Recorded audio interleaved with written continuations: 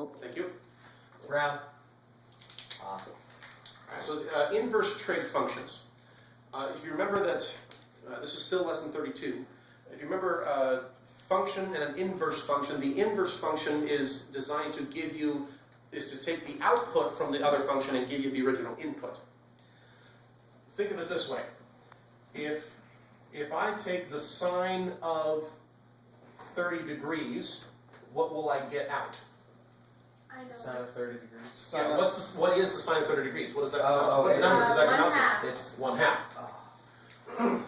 The idea is, if we, so what we did here, if the function sine, if we plug in 30 degrees, we will get out 1/2. I feel the same way. The question here is there some function where we can plug in 1/2 and get back our 30 degrees? Yes, it's called the arc sine. Exactly. So what this is, so if for the function So sine, that's 15 degrees. there is an inverse function 60. called arc sine. On your calculator, the button is sine with a little -1 like that. And for reasons I don't want to get into at the moment, We're fine. the inverse trig functions, arc sine, arc cosine, arc tangent, or sine -1, cosine with a little -1, tangent with -1, they are only valid in certain quadrants because of some restrictions on functions. Like I said, to explain it to you would take more time than I think you really want me to take right now. So the thing to remember then is that each of those, the inverse trig functions are only valid in certain quadrants. Brown. And that is, yeah. It's already red. pink. I said Red, I heard red. blue, I heard red. and Purple. pink. Okay. Well, pink and red are too close to. Fine, take red out. Take red out. Do purple. No, purple. Take red out. Ready, hold it up, red. Take Purple. red out. Purple was said already. Why don't I take out the red then? I want You said purple. Purple and blue. So the key here is to remember which Same which picture.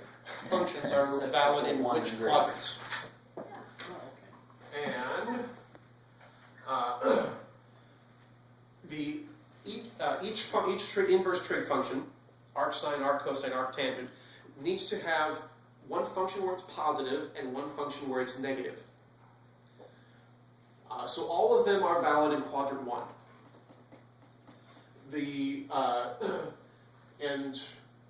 reason they I don't know why exactly, but the way things mathematicians however long ago decided is that they would go for quadrant 4 as the second quadrant where things are negative, except what is positive in quadrant 4? Sine, cosine, or tangent? So they calculate as cosine. Cosine. So to have arc cosine, cosine is positive in both of these quadrants. So cosine had to go somewhere else. So instead of 1 and 4, they made it 1 and 2. So the arc cosine function is valid in these two quadrants. Quadrant 1, quadrant 2. And it's positive over here and negative over here. I'll get it. And I'll show you what to do with this in just a minute. The other two functions then, arc sine and arc tangent, are valid in these two quadrants.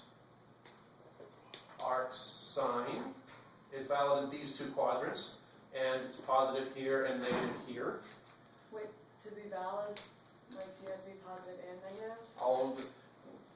I'll show you in just a minute what to do with that. And arc tangent is also valid in these two quadrants only, positive in quadrant 1 and negative in 4. I'll get it. And so this is what you're going to want on your formula sheet for your notes. So there's nothing in the tangent one here? There's what? There's nothing in the Tangent's right there. tangent? Yeah, there's nothing in quadrant 3, Oh, yeah. That's which my bad. is why you have to know what's going on some of these. And the significance of this is when you'll see what to do with this as we work through some examples. All right. Brown. What?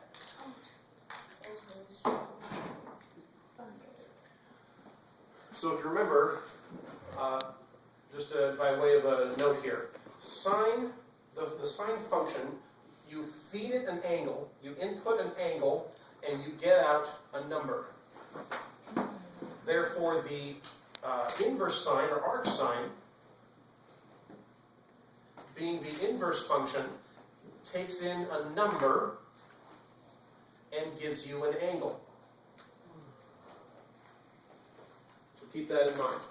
So example 32.3, it says find the arc sine of radical 2 over 2. Arc sine is the inverse trig function. We are feeding it a number, and we want to get an angle. The question, another way to phrase this question is, what angle has a sine of radical 2 over 2? 45. 45 degrees. So you would get this from either from your unit circle or from your reference triangles. So this would be 45 degrees. What quadrant are we in? First one. This is radical 2 over 2 is a positive number, and the arc sine function is only valid in these two quadrants, and it's positive in quadrant 1. So this is a 45 degree angle in quadrant 1, which is just 45 degrees. Wait. Okay, I'm confused. But what if it's a negative? Like, how do you get a negative angle? Well, when you do Wouldn't that, it just still a be second. 45? But if you- 32.4. If we want the arc tangent of negative radical 3 over 3, what angle has a tangent of radical 3 over 3? Notice I skipped over the negative for a minute. What angle has a tangent of radical 3 over 3? Check your formula sheet, check your notes, check your unit circle, check your reference triangles. Tangent of 30. 30 degrees. So we are talking about a 30 degree bow tie angle, or Negative. reference angle. You can just look at the tangent of rad 303 and see what, Like 30. What angle has a tangent of rad 3 over 3? 30, well, where'd you And get the that's- negative? Where'd you get the negative? yeah. So I skipped over this for a second. Arc tangent is valid in these two quadrants. So it would be negative. It's positive in quadrant 1 and negative in quadrant 4.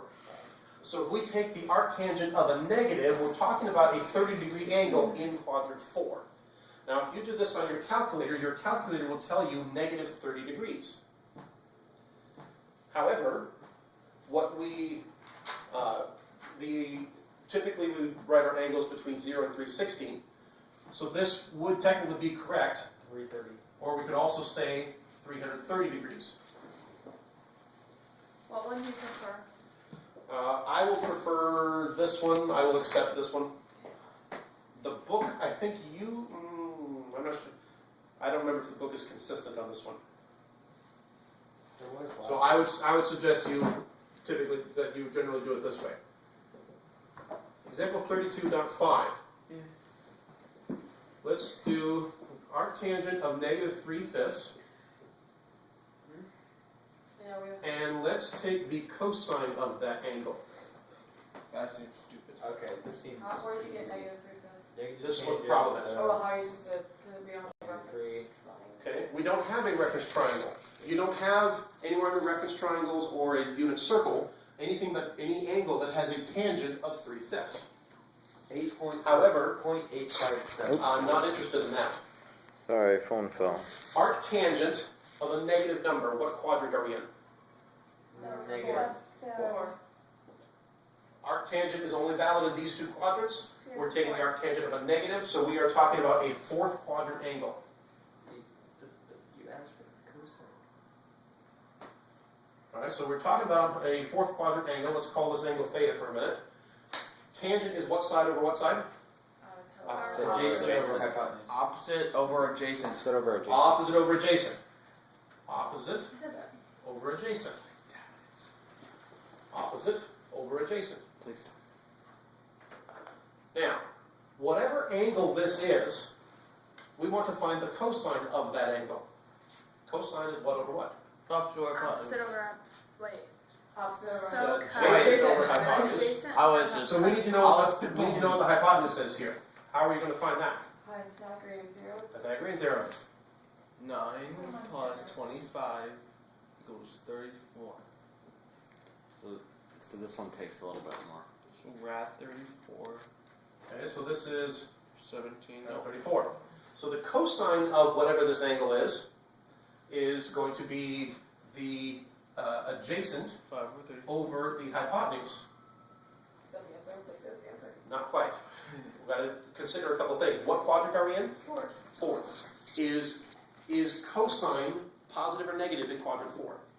It can't be in It's quadrant not four. Positive. Cosine is negative in quadrant 4. So it's 0.8. I'm sorry, cosine is positive in quadrant 4. Oh, you choose that. So this is positive, but we also have a radical in the denominator. So do you want to do that? Yeah, it's 0.8574927. So the answer that I will be looking for is 5 radical 34 over 34. Yay. Yay.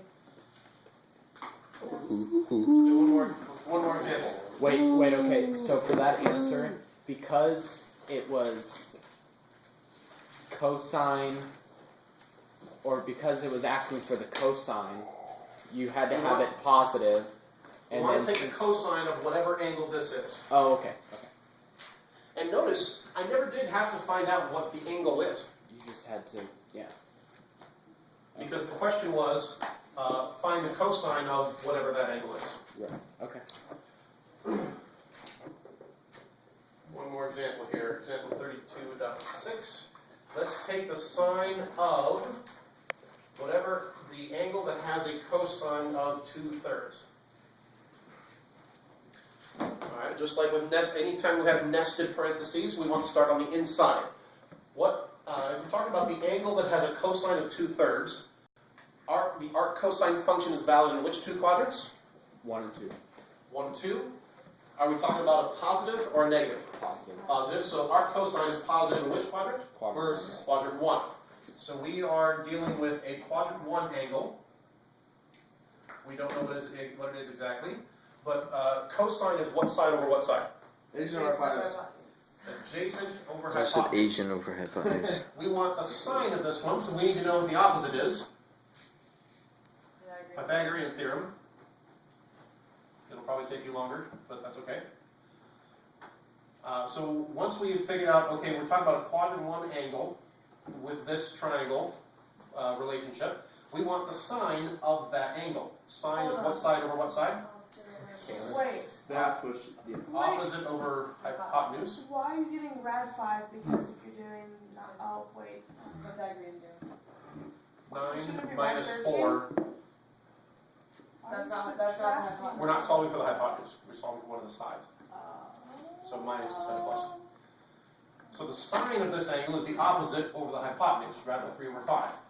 Now we just took the sine of a first quadrant angle. Is sine positive or negative in quadrant 1? Negative. Oh. Oh, That's Positive. right, positive. So there's our answer. Yay. Cool. Oh boy. Schmath? Schmath.